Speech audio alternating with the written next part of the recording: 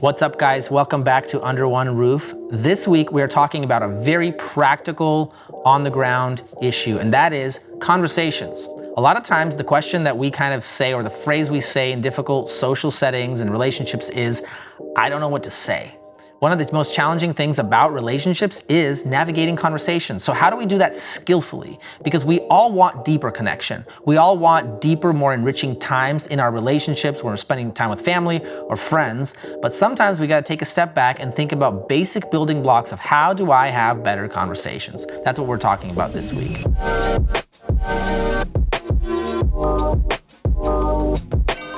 Hey guys, welcome back to the Under One Roof podcast, where we are talking about culture and discipleship in the Christian home. And it's been an awesome time, I think, over the last couple of weeks to kick this thing off. Those of you guys who are watching us on YouTube, big thanks to you guys.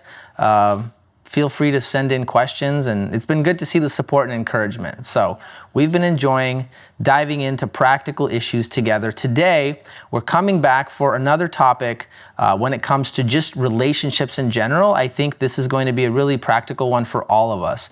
And the question that we want to ask today is the question on how do we navigate conversation? That sounds maybe a little bit too general, right? So what do we mean more specifically? Why is this such an important topic? I think conversations, good conversations, and the ability to have them are like the glue of any relationship. It's like the road that will deepen your relationships. And sometimes it's good to kind of re-examine and reevaluate why it's so important to have good conversations, and then how to have them, and then maybe what are some of the things that kill good conversations or make it a challenge to have. So I think we want to dive into that a little bit today and discuss. One of the most common maybe challenges we have when it comes to awkward, difficult, tense social settings is this feeling like I don't know what to say. So this is something for us to always pause and think about, okay, well, how can I navigate those situations better when it comes to maybe family relationships with your parents, or in marriage, or with friends and social gatherings, or even in business and meeting new people, right? One of the big questions for our lives is, how do I navigate conversation? And just like you said, why this is so important is because as Christians, our whole life is built around relationships. And that's not just Christians, that's common wisdom, common grace to all. It's interesting to notice that you listen to interviews of people who are very successful and wealthy in their lives, and the common denominator for a lot of them is, hey, you know what I learned later in life? It's not about money or wealth or achievement or whatever. It's about the relationships in your life. And now, one of the most important things in our relationships is the kinds of conversations we have, right? When I have relationships and friendships in my life where we have honest, open, deep, authentic conversations, those are the relationships where trust will grow, friendships will grow, connection will grow, right? That maybe sometimes people will struggle like, why, I want to have deeper relationships in my life, but I don't know how come? Like I try, but I don't seem to have this in my life. And the question we don't ask is, well, what are the qualities of conversations you're having? How are you approaching those conversations? You know what I'm saying? Right, because sometimes relationships can be built on like quality time together. Maybe you like a hobby, maybe you enjoy, maybe you're family, you're just hanging out a lot together, bonding over sports, hobbies, camping, whatever your vibe is. Right. But so why is it so important if you want to deepen your relationships to learn to have the type of conversations that we're talking about today? Why is it so essential, do you think, to learn this skill rather than just being like, well, I just like to hang out, I'm just chill, I like to just do things rather than, I don't like to talk, I'm not a talker. Yeah, well, and I think that's not really, I don't think that's fully true of anyone. And we're not here talking about like, oh, everybody needs to be deep, disclosing all your deepest feelings to people, or in your friendships all have to have 3-hour deep heart-to-heart. No, I think if you look at even many men who are just rough, manly men, at the end of the day, everybody wants a good time with people in their life who they feel like they connect with, they know. And at the end of the day, everybody wants good conversations. If you think about the least deep, conversation-oriented people is men who are just all about life and accomplishing things and working hard. But when it comes to going out camping with the bros, like you want to be able to sit around and have a good conversation, not just sit there and laugh and joke about useless things. Everybody desires that, but we don't take the time to pinpoint why that's so important and how do I grow in it. Or, to turn it around the other way, I think we were recently talking with a few friends, and it was like something we identified, like, hey, what's a trait in like relationships in my life that have been so rich and helpful? What is it about those people that's been so enriching? And I realize, well, those are the kind of people that when I'm hanging out with them, it just feels like they're here, they're super present and listening, and there's no pressure about, well, they don't like to talk about these things, or their focus is maybe limited. Maybe if I talk too much, they'll get bored. Like all this, certain people you hang out with and you get these cues like, oh, that he's not interested, or I don't know. Yeah. But the people you really connect with are the people you feel total freedom. When you hang out, you're going to talk about whatever's going on in your life, and you're not going to feel like a burden, and you're going to feel like you're going to connect. Because why? Because they listen, they're interested, they're present, they ask follow-up questions, and they won't hurry away from conversation. They're going to feel like they're going to listen to you until you're done, and they're also going to share what's going on in their life. Those are the kind of people, and maybe even subconsciously that I even thought about as I reflect, those are the kind of people I really want to hang out with. Yeah.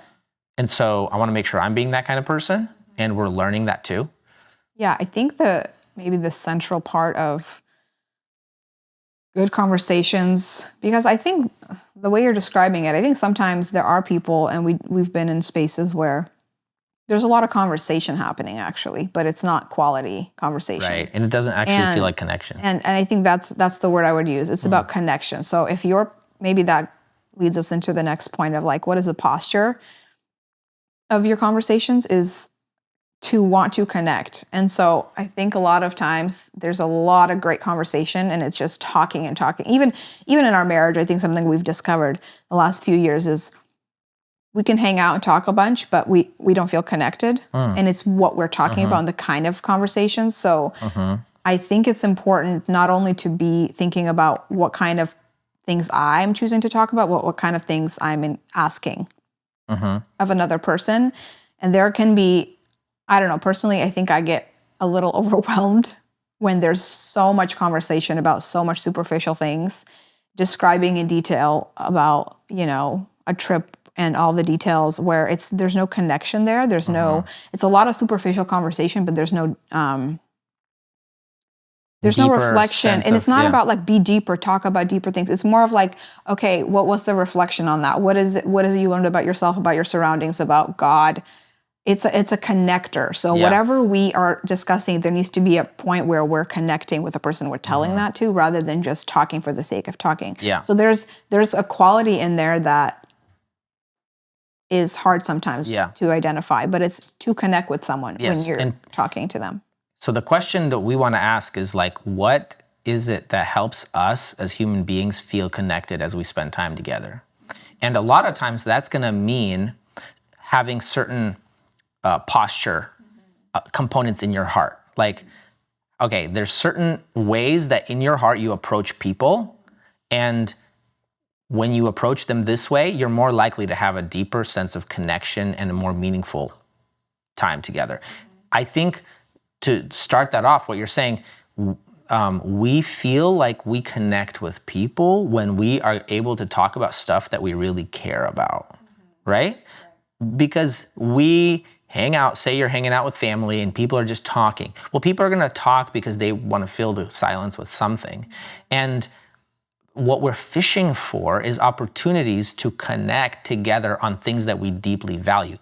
And if you can be a person who says, okay, I want to talk about things that are valuable to me. They could be super deep. They could be they can be more practical, but things that you really value.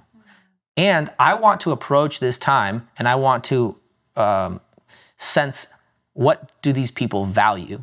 What is in their hearts, and how can I connect with that? How can I listen to that? We'll talk a little bit later about asking good questions about that. But having this sense, we want to talk about things that are truly valuable to us, and everybody has values. And when you just have that awareness and think, okay, if I can help uncover this person's values and what's important to them right now, today, in this season of life, in this week, what's going on. It might be something that's going on today, it might be something going on this year. But connecting on these values. And I think that connects to another one, is having a posture of love, right? When we approach people from a posture of love and saying, I'm here to set my heart on them and to care, rather than I'm here to show up and to say, here I am with my problems and my life and my ideas to overwhelm you all. But I'm here to be with you and set my heart on you. Yeah.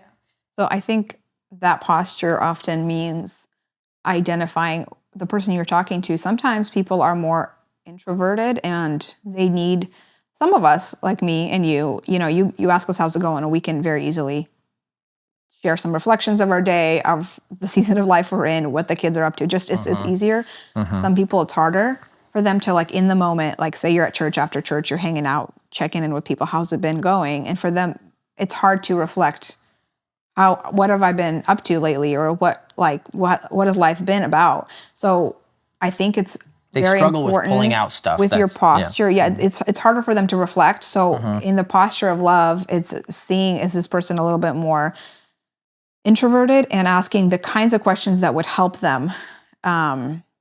We'll get into that in a bit, but to help them. So it's the posture of, like, not just, here I am, I'm going to ask, how's it going? And if they don't answer, I guess they don't want to talk to me, moving on. Like, being interested genuinely about what is going on in this person's life, and what are the things that they care about, and how can I draw that out and maybe connect somehow, and like, oh, wow, I can connect to what you're saying, or I know what that feels like, or whatever it is.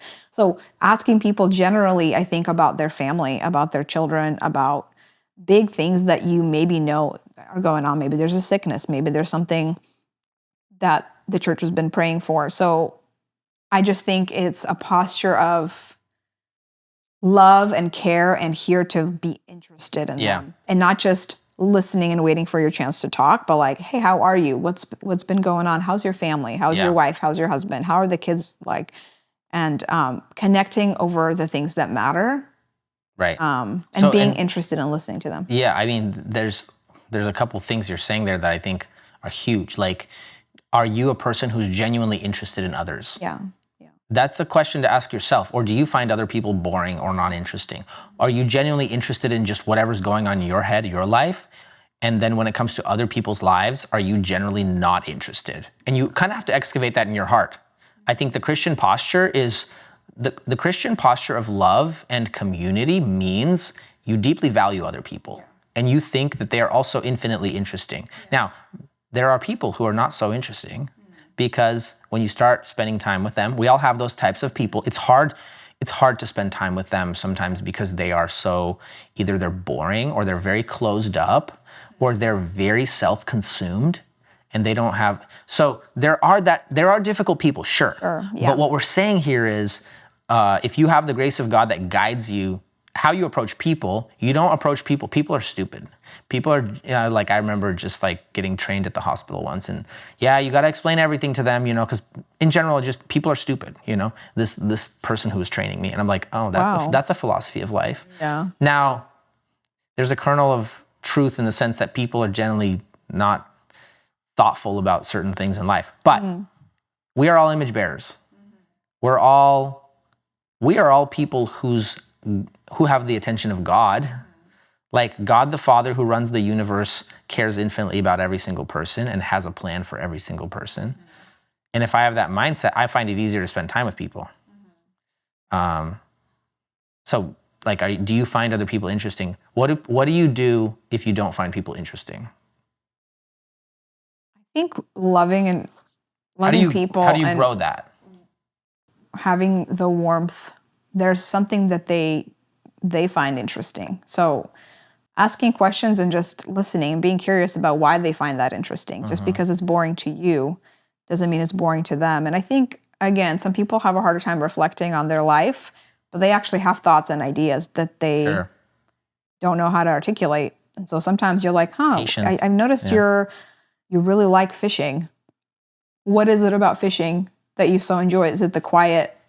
Is it the catching? Like, what is it? Can you explain more? And it tends to be that when you create an atmosphere of warmth and interest, people do end up talking about something. And just because fishing is boring to you, maybe you'll learn something. So it's just a posture. It's like no one is truly boring if you ask the right questions and then they start talking. Yeah, and another thing you were saying is like sensing people. Like I've had to learn that. I think I can easily be a talker, and I come from a family of talkers.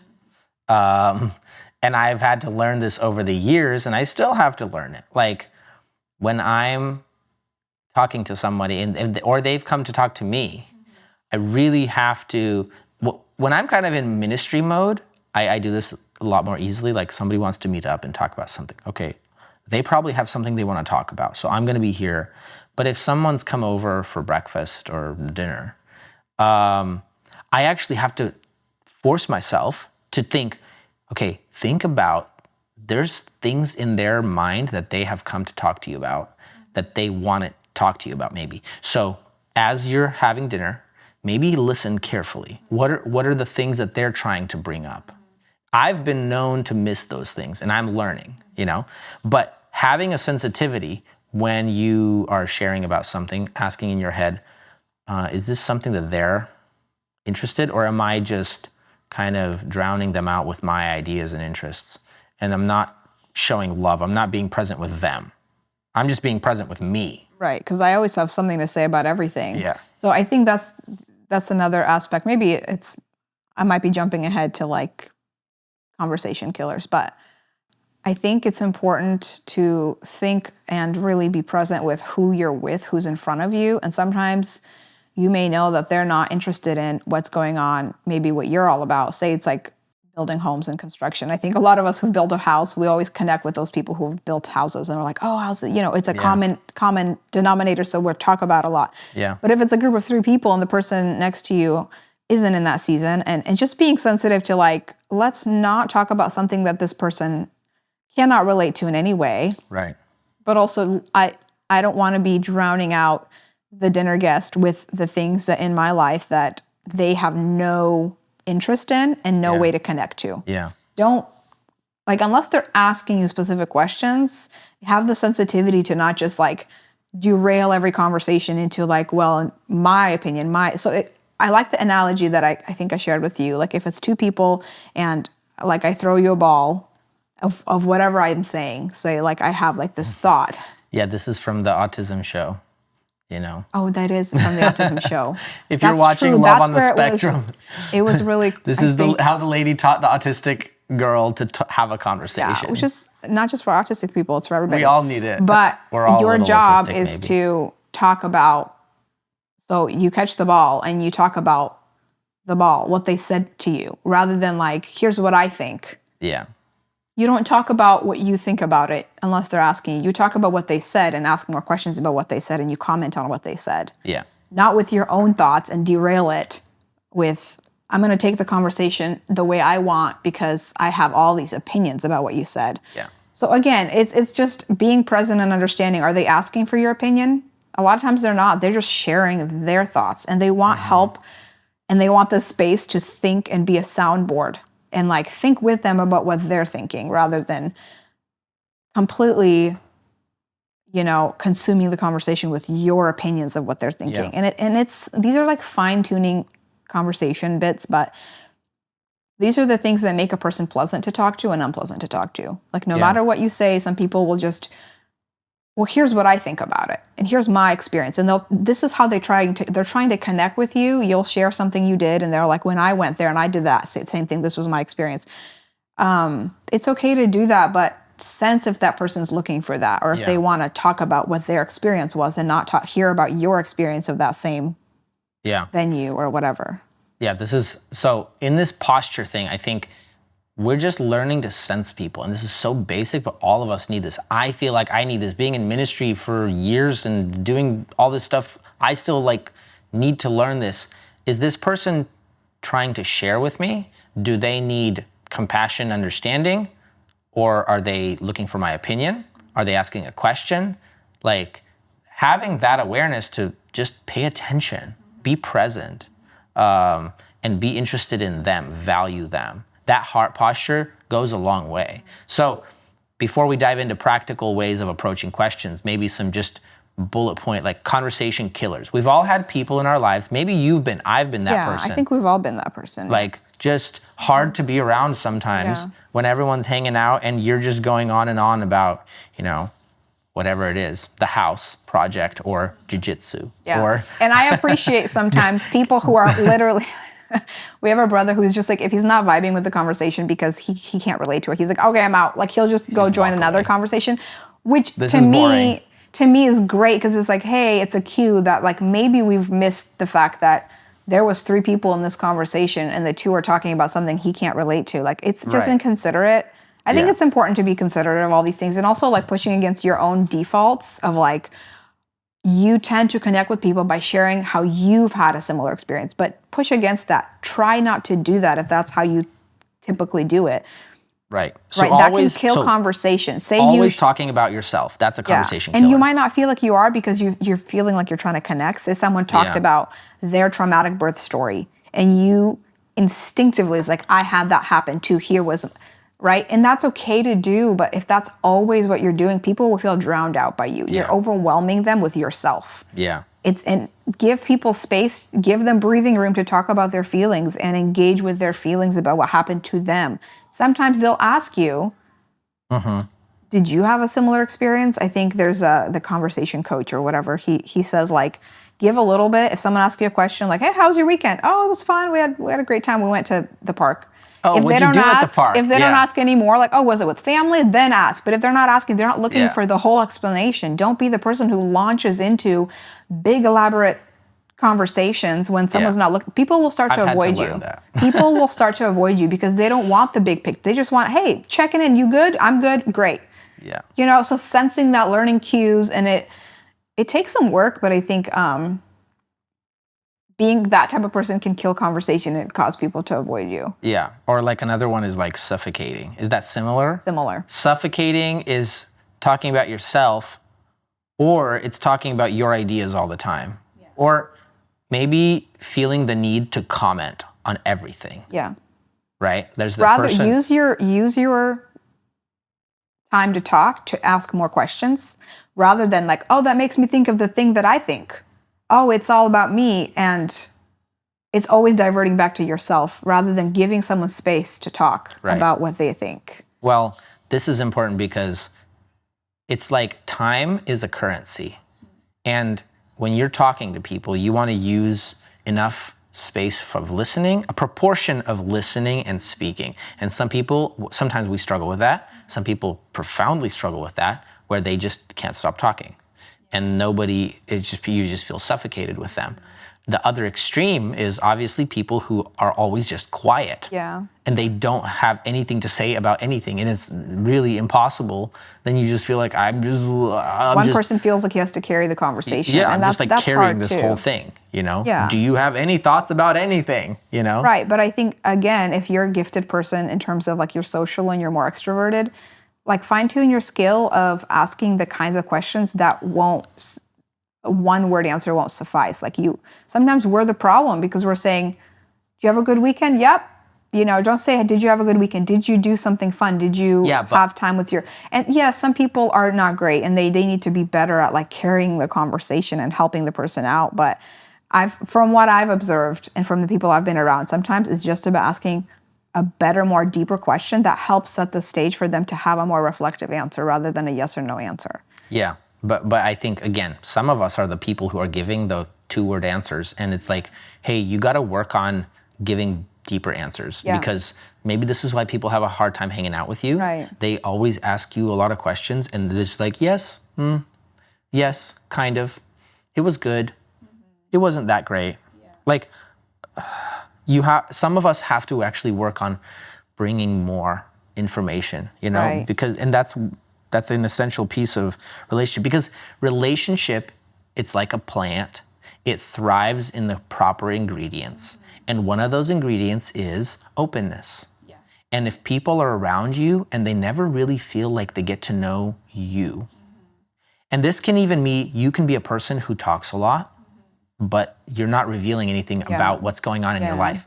When people hang out with you, do they feel like they get to know you? And again, the flip side of that is the fact that it's intimacy and care. So the person is present. So if I'm with you and you've spent time with me in a way that showed me that you care about me and you want to listen to what's going on in my life, and you're telling me meaningful things about your life, Right. we will have a relationship that just grows like a plant. It will automatically grow. Yeah. And if I'm spending time with you and it's always a struggle, that it's like you've got the dirt, the sunlight, but there's no water. Or you've got water and dirt, but no sunlight. The relationship won't grow. Right. So some of us have to work on just being more open. So more conversation killers. This is kind of like suffocating people who know more than you about everything. Yeah. You know, you bring up the subject, oh yeah, let me tell you about that. Or like the person who one-ups you every time, like, I've been having a hard day. Oh, trust me, I've been having a hard day. I haven't slept for years and I work overtime every single day. Oh, the kids were tough this week. Oh, my kids were. So, oh yeah, I had this job. Oh, when I had that job, it's just one-upping everyone on everything. Sometimes you're doing it without thinking. I think we all do it, but it's just learning to be a person who is better at these types of things. Another thing that can be a conversation killer is sensing, like reading the room. Like if you're in a public area where there's a lot of people walking around, asking someone a really, really personal question, you're showing care, but it's just not the time. Time and place. Like, and people won't feel comfortable. And it's just like you're putting them in a position where it's hard and they can start crying. They can get emotional. Like don't put that on somebody.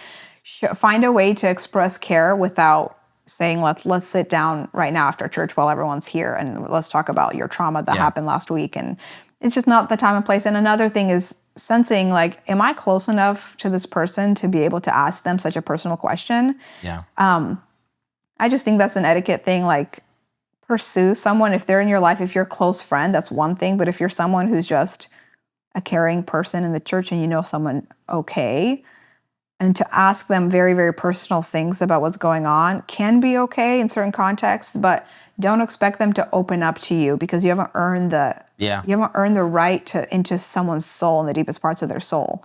So know your place in someone's life and maybe be on the road to building a deeper friendship where you can ask deeper questions, but don't jump into the deep end and then expect someone to just open up to you. Unlikely that that's going to happen. They're actually going to be pushed away because they're like, you don't know me.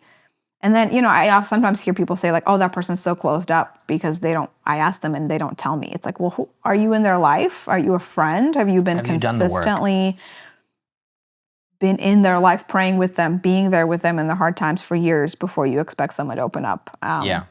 These are all just like elements of conversation that. Well, that's an important point because sometimes people will feel like, well, I'm putting all this work to try to connect with people, but it's not happening. And that's because everyone's closed up around here or whatever. Like, but that's not actually true. Maybe you're just jumping into the deep end all the time with people that when you haven't put in the work of actually building that trust comes in levels, right? And so you earn that right for people to share. And sometimes people have an easy time sharing difficult things in their life, big, deeper things. Some people really have a struggle. So we have to earn the right and we have to sense, where am I at in this friendship? Have I really put in the work? Instead of just, so when people respond to you, you should think, how did I contribute to that? Versus, oh, that's them. Right. And, if you're a person who like offers solutions to everyone's problems when no one's asking you, that's another conversation killer, I think. When you just don't seem to sense this person they didn't approach you and said, hey, I really need your thoughts on this. Like, what would you do in the situation? Usually if people are sharing, they're sharing their pain. And if you're just jumping in with like, well, that's not a proper attitude. That's not what you should be doing. You might be coming from a good place, but that will push people away from you. And that just kills conversation. People will feel very unheard and unseen, and they're just going to close up. I had a friend once tell me years ago, hey, people are not always looking for your opinion. I'm like, oh, what do you mean? Like, it was like, and Yeah. honestly, I was a lot younger and a lot less mature, hopefully. But it was a little bit confusing because it's like, well, what am I supposed to do then? It's like, well, yeah, a lot more than just offering your opinion on people. Yeah. You're supposed to like listen to them and get to know them and hear what they're looking for. And for you to earn the right, I've since then learned, even as a pastor, like just because I'm a pastor doesn't mean I get to tell people how to live. Yeah. I have to earn the right to speak into their life. And for me, when someone's asking for my opinion about something in their life, now it's a sign of like, wow, I feel honored because you've trusted me enough that you've actually asked for what I think about this, and I want to make sure I don't mess it up. And I want to speak carefully. Yeah, for sure. So, so that leads us to the other kind of practical, okay, so questions. So if we're talking about relationships are built on the quality of conversations. The quality of conversations often is built on asking good questions. And this is something that I value so much, and yet I still struggle a lot of times. It's funny because earlier we were talking and we were saying that you felt like I kind of shared this idea with you earlier in our marriage a lot more like, hey, we got to learn to ask good questions. Yeah, I think you've been the biggest influence. You taught me that it's all about asking good questions, and I have to be a person who asks good questions. But then I also realized that you're intuitively better at thinking of really good quality questions than I am. I have to think a little. I have to work harder. Yeah, on the spot, I have to work harder. Even when we're having family dinner with the kids, and I have to think a little harder to ask good, thought-provoking, interesting questions to the kids. It's something that it just doesn't pop into my head. It's something that I'm like learning even now. It's, wow, 10 years into parenting, now I'm learning, hey, let's ask better questions around the dinner table. But learning to be a lot of times the tension of conversation can be eased by having quality, thoughtful questions that pull people in. It doesn't mean you always have to be in the center talking, right? It just means that you have to learn to ask good questions. And this is also a skill. It's not just like, oh, those people are just good at it and I'm not. No, we all grow in the skill of loving others well. And this is part of it. And so practical tips, how do we cultivate the skill of asking good questions? I think just a quick one, again, this has been recent, but I'm just like, this is so helpful. When you're going to a gathering of friends or family or whatever, thinking about some good questions that you can have in your back pocket that you can ask at the gathering instead of trying to think of it on the spot. Again, to me at first that felt a little forced, but honestly, I think about it, I'm like, that's just so smart. That's just so wise. We all enjoy, like there's a family in our church that's been like, when you get invited to their home, they have some pre-prepared questions and they're such great questions and they frame the entire evening of hanging out with them. And it's always such a joy and pleasure because they have been intentional. They have thought about the people coming through their doors and about what they want to ask and how they want to steward the conversation well. And it's it's such a blessing. And I think that preparedness, like, it's not always going to be so formal and official, but coming into a space and thinking like, okay, what can I ask? Everyone appreciates that person who starts asking. And again, you have to read the room. Sometimes diving into the deep end with a crowd and asking some super deep personal question, not everyone's going to be like, oh yeah, that's fun. Let's talk about it. Right. Gauge the level of closeness the crowd is with one another and then ask a question according to that depth. Yeah. And so asking you don't even know. questions isn't about interrupting and imposing, right? Sometimes you're just like, well, you have to sense. You can't just impose and take control because that sometimes happens. We've been there too. Yeah. And it doesn't. A lot of times it creates awkwardness. Right. When people are like, oh, almost as if, oh, we've just been hanging out and talking and we've been doing something wrong because this person has now interjected and I've got a discussion question. Let's talk about spiritual things. It's a little weird. It has to be natural and organic. But again, I think if you're going to some kind of casual hangout, like a dinner or like just a time together with people, like especially on a Sunday where it's like there was a sermon. I think sometimes asking like, what would you guys like about the sermon can be a little too general. I don't think it's very helpful because then you're all of a sudden like, what was the sermon even about? Like, wait, let me think about it.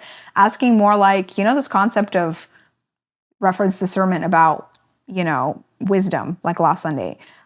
do you guys find yourself like seeking wisdom? Do you feel like you need it? Like, because I feel like this, and creating, and again, that takes skill, and that's not easy for a lot of people. But See, I always thought that was a good Sunday question, because I guess I always assume people do have thoughts, and I'm just opening the door for everybody to start to let their thoughts out. I think it's too general. I think it's like asking, "How are you?" It's too basic. But you still ask that question every time you meet.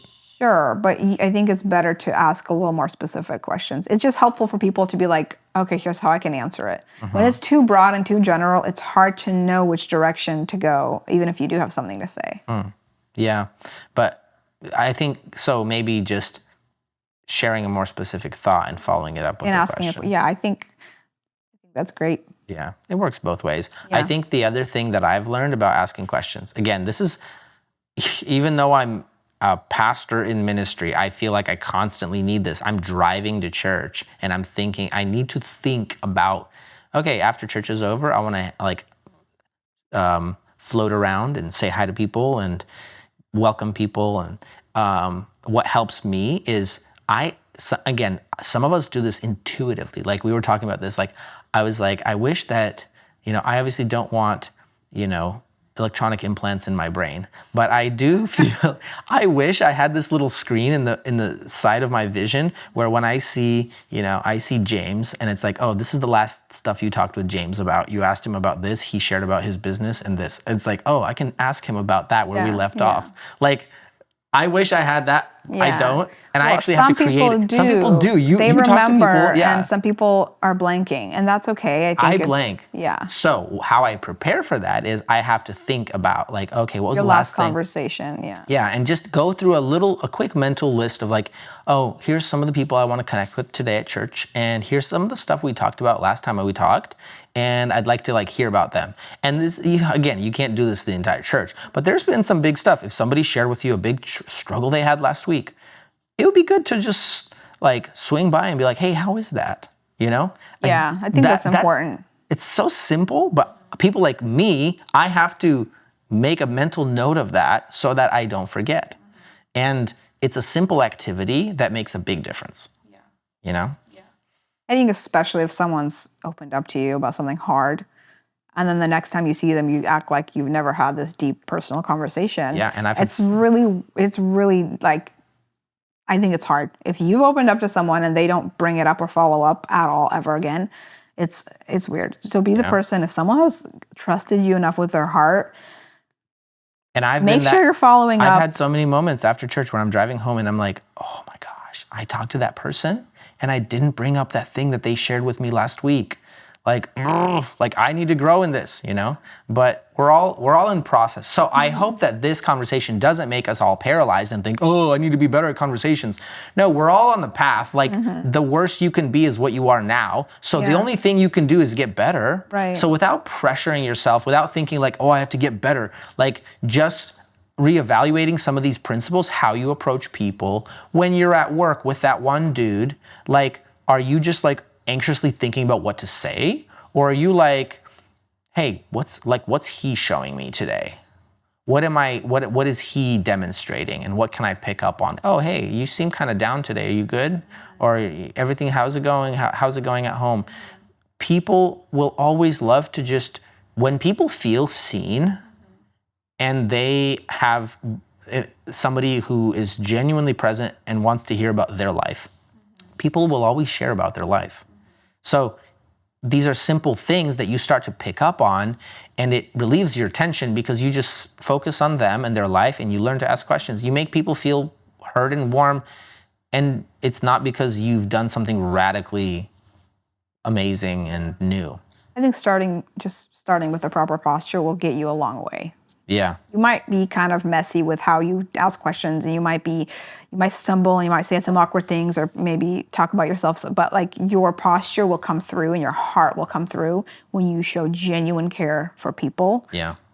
And you give them the space to talk about themselves and you actually are interested and caring about what they're up to. So always just come back to the right posture, and I think the details will iron out and you will get better. This conversation. Because a lot of times the thing that breaks that posture is we're just obsessed with our own discomfort.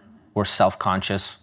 we're thinking about how we're feeling or how we look at this moment instead of focusing on love. Like perfect love casts out fear. 1 John tells us, and it's a life principle that applies to 1,000 areas of life. In this area, if you're not full of fear, if you're full of love to people and care, and you're simply paying attention to them, it goes a long way. Yeah. And most likely they're not assessing you. Most likely they're just experiencing their own life. And if you're there, insecurity and anxiety. Yeah, if you're there learning to be like, hey, what's going on with you? That picks up more and more as a habit. You know? Yeah, and I just remembered another thing, like when you're talking to someone and they just do a really deep sigh, don't be doing big sighs looking around their room when someone's talking to you. Like your body language shows too, like you're engaged, you're listening. Don't interrupt people. I think that's just a given, but don't be the person always interjecting something you want to say. Just be listening with your full body. Those are all like just basics, but some people don't have those basics. Yeah, and if you're talking in conversation, someone comes up, turn your body to include them in the semicircle. Don't just continue.